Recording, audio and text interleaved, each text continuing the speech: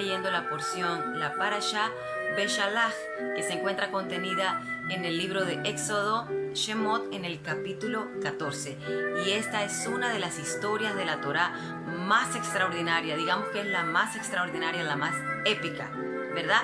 De todo lo que se relata en la Torá, porque es el cruce del pueblo de Israel por el Mar Rojo. Entonces, esta parashá inicia diciendo que Hashem, Dios, la luz infinita del universo, los guiaba con una columna de nube de día y una columna de fuego de noche que los alumbraba, porque ellos andaban de día y de noche. Muy bien, dice la escritura que paró el faraón, Dios lo volvió a poner terco para que los persiguiera. Los comentaristas de la Torá nos dicen que paró los dejó salir al pueblo de Israel y que estuvieran haciendo sus oraciones o lo que pretendían hacer en el desierto solo durante 3 días, a partir de los cuales tendrían que volver a Egipto. Para lo cual colocó unos supervisores.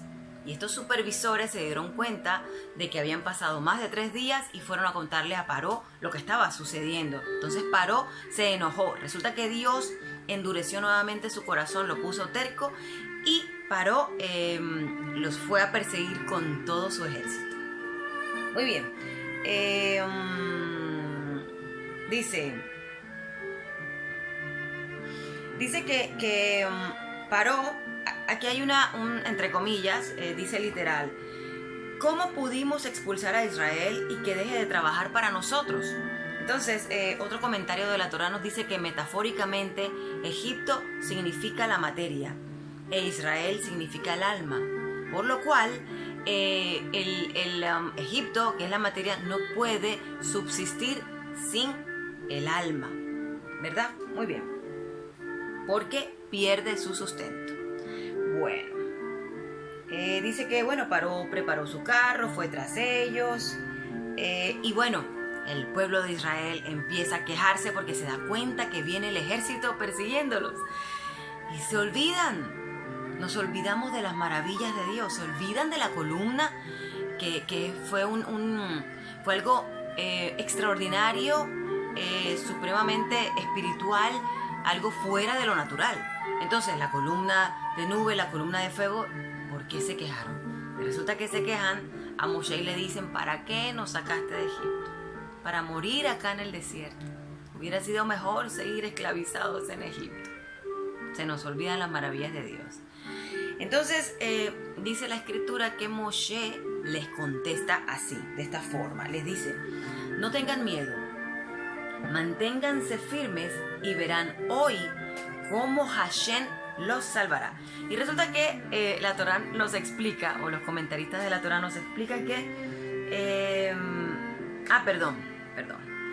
Dice inmediatamente después de esta expresión que lanza Moshe a su pueblo de que no teman, dice, Hashem le preguntó a Moshe, ¿por qué clamas a mí? Y ahí vamos. La interpretación de este versículo es que Moshe estaba orando y Dios lo interrumpe y le dice, no es momento de orar, porque estaban ya en peligro. Y mi interpretación personal sobre este versículo es, nos damos cuenta que en la descripción, en la escritura dice que el pueblo se queja, inmediatamente Moshe les dice que no teman, que estén firmes, que Dios va a hacer algo, los va a salvar. Luego dice que Dios le dice a Moshe, ¿para qué clamas a mí? Pero en el relato en ninguna parte dice que Moshe haya clamado. Entonces, mi explicación personal sobre este versículo es que Dios se da cuenta de la frase que Moshe le dice al pueblo y es, no teman, manténganse firmes, que Dios los va a salvar. Y resulta que Dios dice, ¿y por qué yo? Si es que esto lo vas a hacer tú, no yo. Hay cosas que tenemos que hacer, hay cosas que no tenemos que dejárselas a Dios, que Dios las haga. Si es verdad que la columna de nube y la columna de fuego fueron eventos de Dios directamente, lo hizo Dios, pero hay cosas que nosotros tenemos que hacer. Tenemos que dar el paso, tenemos que tomar decisiones. Tenemos que tener el carácter de hacer las cosas. Entonces Dios dice, pero ¿tú por qué le estás diciendo a tu pueblo que yo haré? Si el que va a hacer eres tú. Entonces inmediatamente la Escritura, ¿qué nos dice? Precisamente lo que dice Dios a Moshe. Le dice, levanta tu bastón. Entonces le da la orden de que él haga lo que a continuación debe hacer. Dice, levanta tu bastón y extiende tu brazo sobre el mar. Muy bien. Y pártelo en dos, para que los israelitas lo crucen en seco. En cuanto a mí, ahora sí Dios relata la parte que él va a hacer. En cuanto a mí, dice, yo haré que los egipcios se pongan tercos y los persigan. Entonces me glorificaré a través de Paró, sus carros y su caballería. Todo Egipto reconocerá quién es Hashem. Muy bien, y hablemos del mar, ¿verdad? Literal en hebreo dice Yansuf. Yansuf significa mar de juncos o mar del fin. Suf es fin.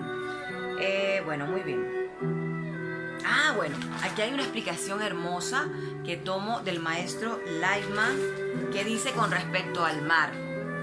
Dice, con respecto al Yansuf, el mar de los juncos, el mar del fin o el mar rojo, ¿verdad? Dice, es una frontera entre el ego y la liberación. Escuchen esto que es bien importante. Dice, en esta frontera hay una barrera de agua, ¿verdad? Que es el mar.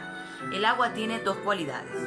El agua, la cualidad de Geburah, que es la severidad o el rigor, y la cualidad de Hesed, que es la fuerza de misericordia y de amor. Entonces el agua tiene estas dos fuerzas que dividen a Egipto del mundo altruista. Por lo tanto, ¿qué hay que hacer? Pasar el mar, salir de nuestro ego.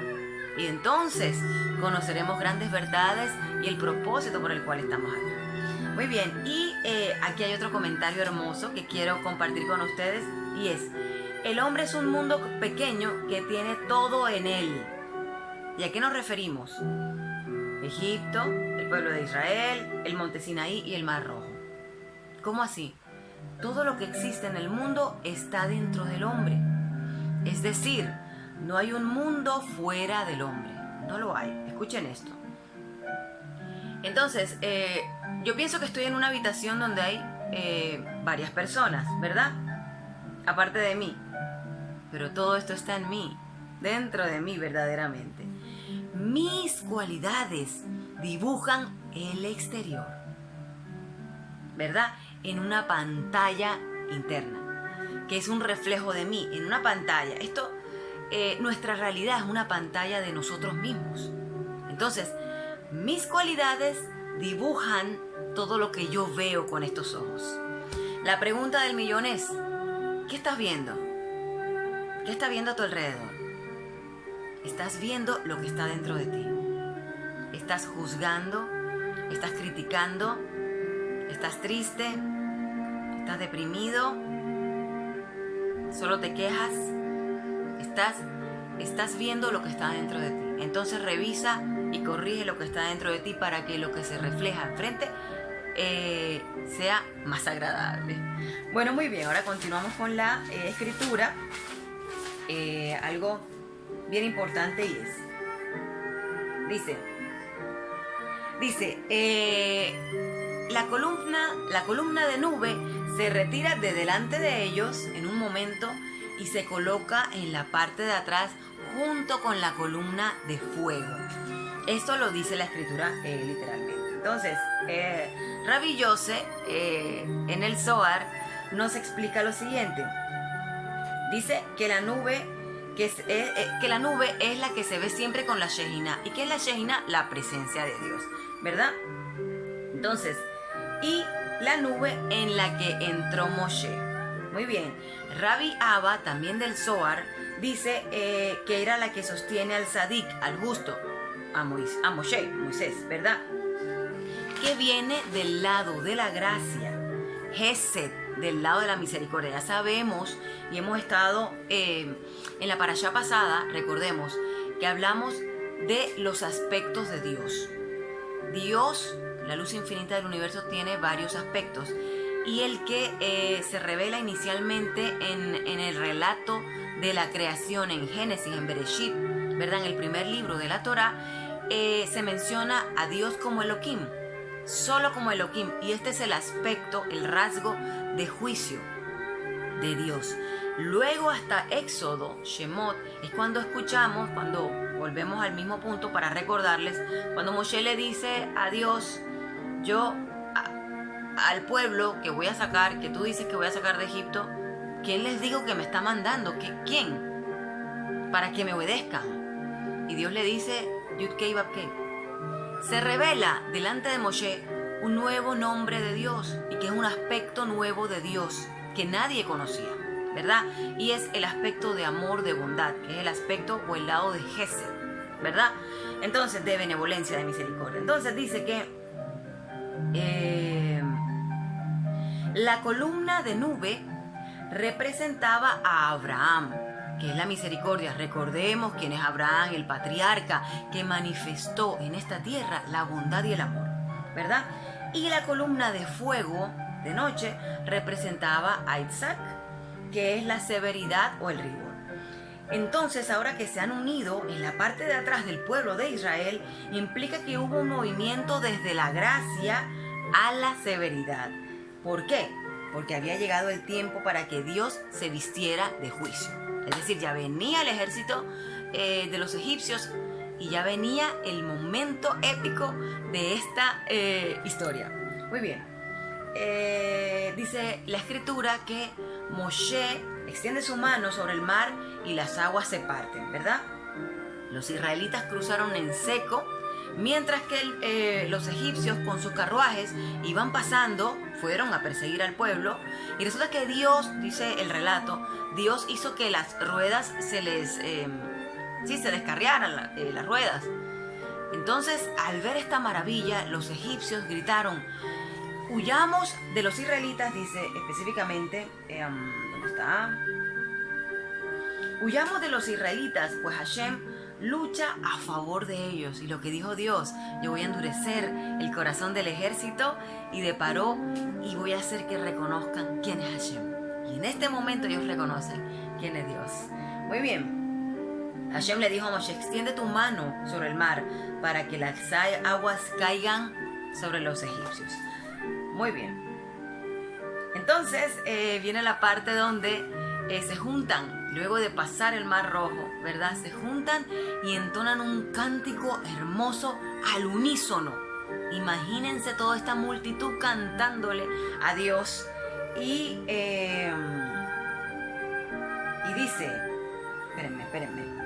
Dice, cantaré a Hashem porque es sumamente exaltado, y al caballo y a su jinete arrojó al mar. Esta es una parte que quiero explicar también porque Rabbi Yosef en el Zohar explica. El dominio abajo y el dominio arriba, que están ligados entre sí, fueron librados en ese gran mar. Pues se nos ha enseñado que Dios no ejercita juicio abajo, es decir, aquí en la tierra, hasta que lo ha hecho arriba sobre los representantes celestiales de la nación en particular. Es decir, todo lo que sucede aquí abajo, primero ha sucedido arriba. Eso ya lo hemos hablado en varias oportunidades. Está dicho en Sofonías 1:8, dice, el Señor castigará al ejército de los altos, estamos hablando de los reyes, los príncipes, en el octavo cielo, y a los reyes de la tierra sobre la tierra. Muy bien. Entonces el cántico hermoso que cantaron todos cuando salieron del Mar Rojo continúa diciendo así, la fuerza y la retribución de Elohim fue salvación para mí. Él es mi Elohim y lo glorificaré, Elohim de mi Padre y lo exaltaré. Hashem es el amo de la guerra, Hashem es su nombre. Precipitó al mar a los carros de Paró y a su ejército y los hundió en el mar Suf, ¿verdad? En el Mar Rojo. Y así continúa todo el relato.